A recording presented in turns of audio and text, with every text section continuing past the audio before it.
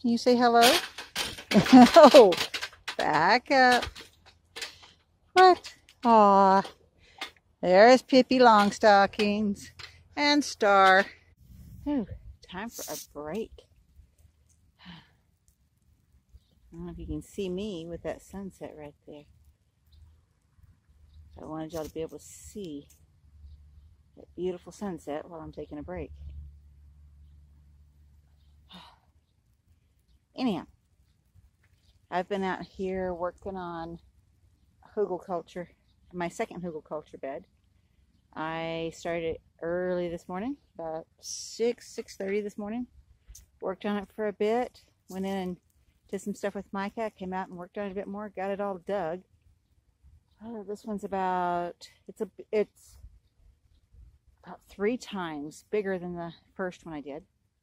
It's about 3 foot by maybe 6 feet. So I got that all dug out this morning.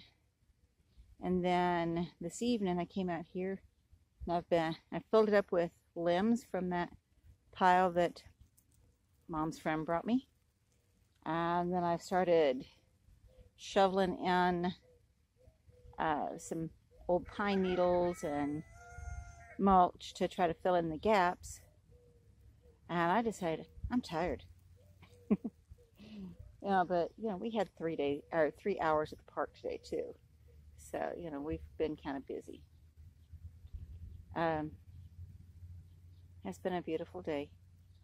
Getting a lot of work done. When I have this bed finished, I'll show it to y'all. It's been a lot of work on this one. But, the first one I didn't do as big because I was learning on that one. I didn't want to go all gung-ho on it while I was learning how to put it together. And right now I've got the sprinkler going on the grass, and part of it's going over into the 2 beds. I built this second one where excess water from watering that grass will drain right into the bed.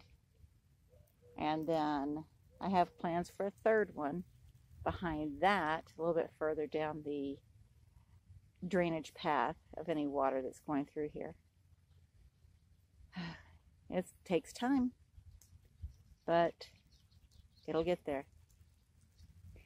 One of the things that I wanted to talk about tonight was, I'm going to turn around because I am definitely in the shadows with this.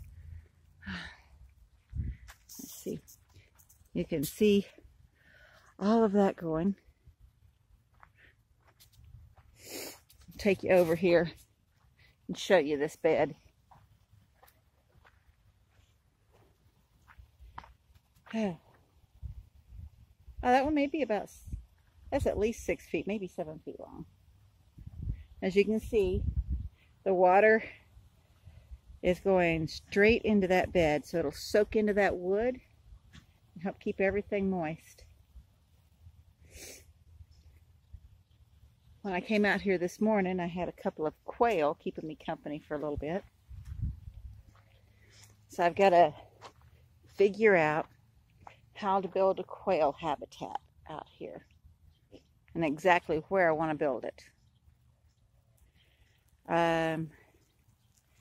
Thought about doing it in this corner over here, but it's a corner of my property that's shared with the neighboring property, and I'm just not sure if putting a quail habitat there would be the wisest thing, because you never know who may be living next to you in the future. Decisions. I may just put it dead center of the back garden fence, just over the fence in the back lot. If I can get a few more pallets, build a little fence, and then I'll take some of this old wood and I'll put it back there, because that's what the quails seem to be liking.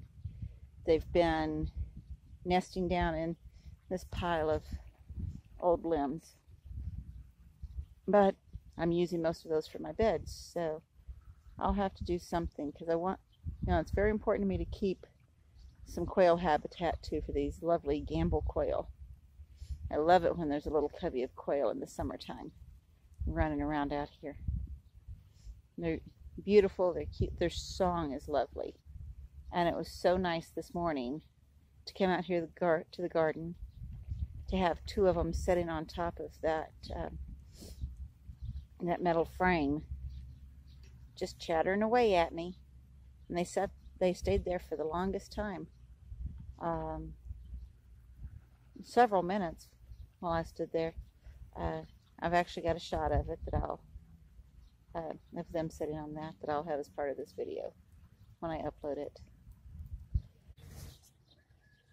Came out this morning to this lovely pair of gamble quail sitting up on the frame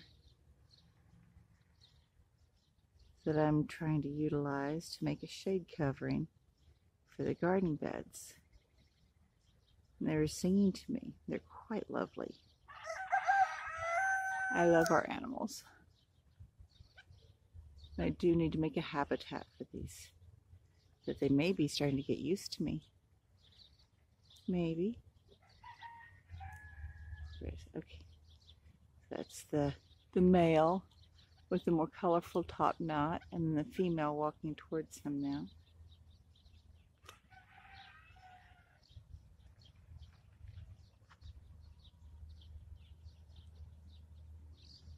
Oh no, she's going back up the other direction. They're quite beautiful. Now back to what I was wanting to talk about. As a single mom, I wanted to encourage any other single parents, any other women, just anybody, single man, whoever, anyone who wants to build garden beds, start gardening, put in all this work. Just because, if you are single, or if you have a partner who, for whatever reason, cannot or will not help you with your gardening endeavors, don't give up. You can do this on your own. And what I have been finding is, as I am putting in more and more effort to work on my place, as I work on this and put the effort into this, I occasionally have people who show up with something that helps. Now, I don't have anybody helping me dig these garden beds.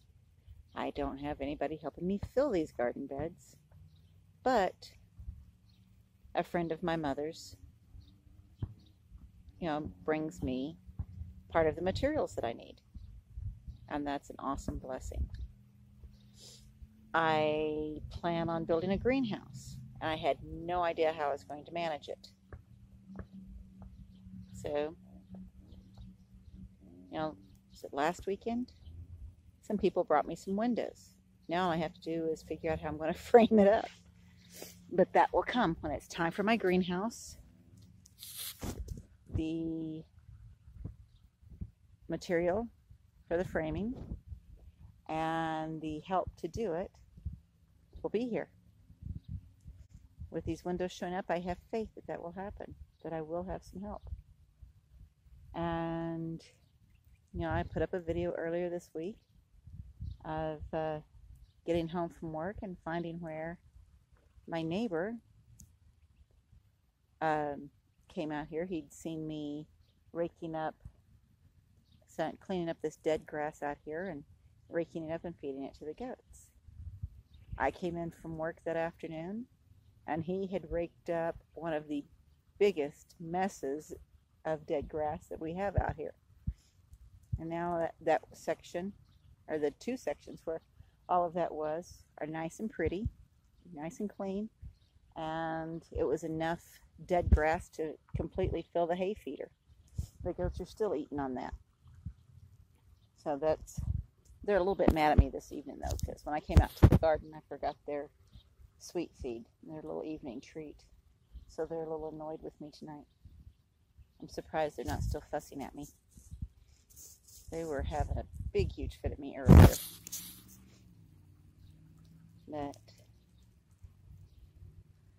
And then the neighbor came by earlier this evening and told me that he contacted a friend of his and a bale of hay will be delivered Monday at some time.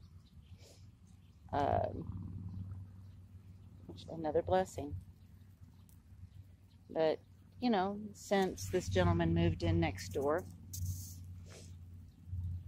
Micah has prompted me to share extra bean starts that she had. You know, when we were going through last spring, and she had lots of it's actually sweet peas that we had started. She'd gone out there and planted them with me. She planted a bunch, and so when we were going out there and thinning out the extras, she wanted to give them to him, so we walked over and gave them to him. Whenever we have a few extra eggs, we give him eggs. Last summer, when the they're just getting ready for the evening, getting ready to go to roost. Last summer, when we got the first squash and the first tomatoes, the first okra, I hadn't even talked to this child yet. She was 4. I had not talked to her about the first fruits, but that's what she wanted to do. She took the first of everything over and shared it with the neighbor. So now, when we're out of hay, and I'm trying to figure out a source of hay with no herbicides and no pesticides on it, so that it doesn't taint our garden.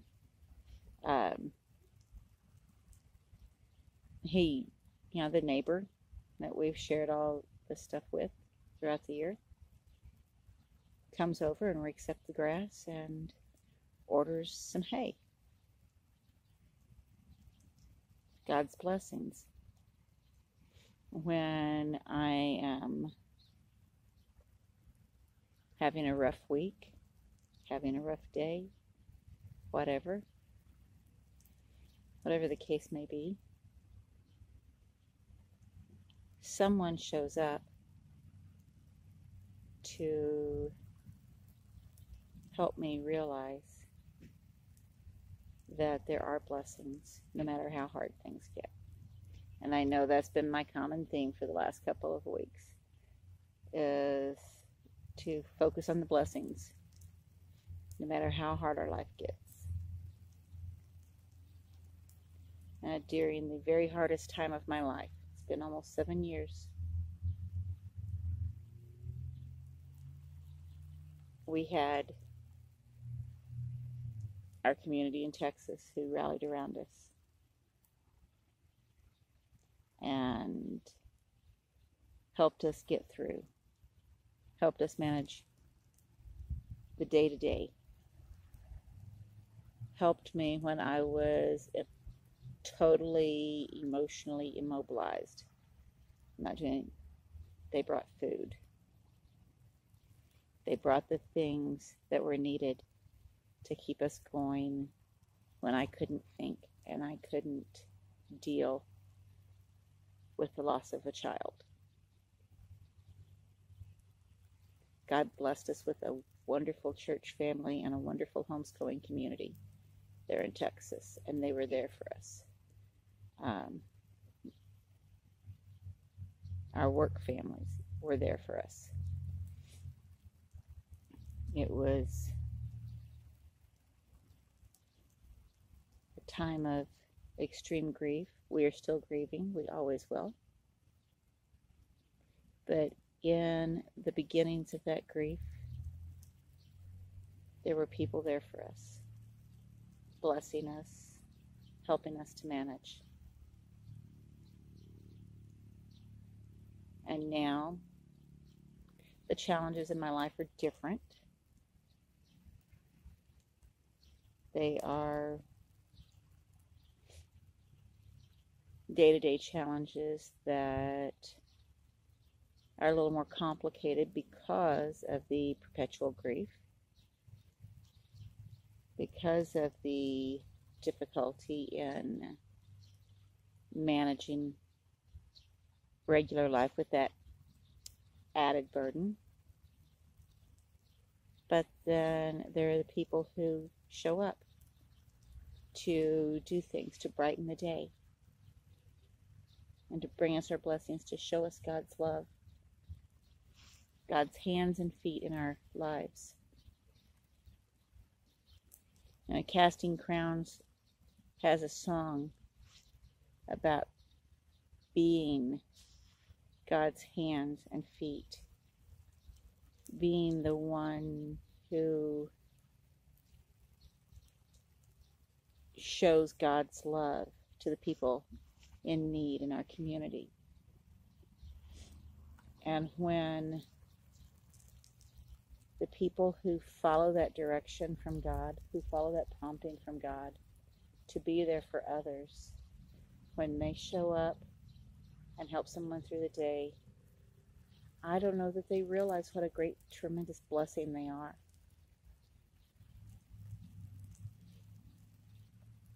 And to those who show up, those who are there for people who have an emotional need, who have a physical need, have a financial need, whatever that need is, if you're the one who shows up,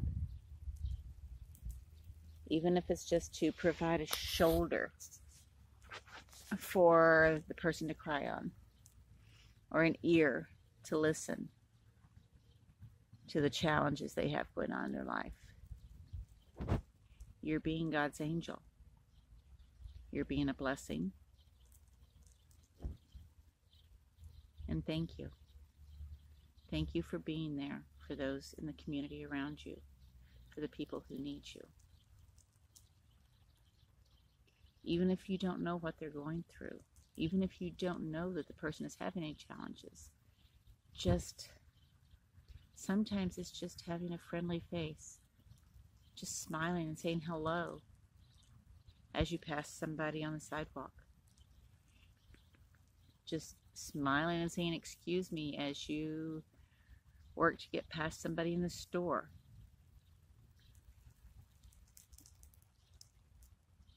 Any little thing. If you see somebody who's needing somebody from a top shelf in a store and they can't reach it, if you're tall enough to reach it, that's a blessing.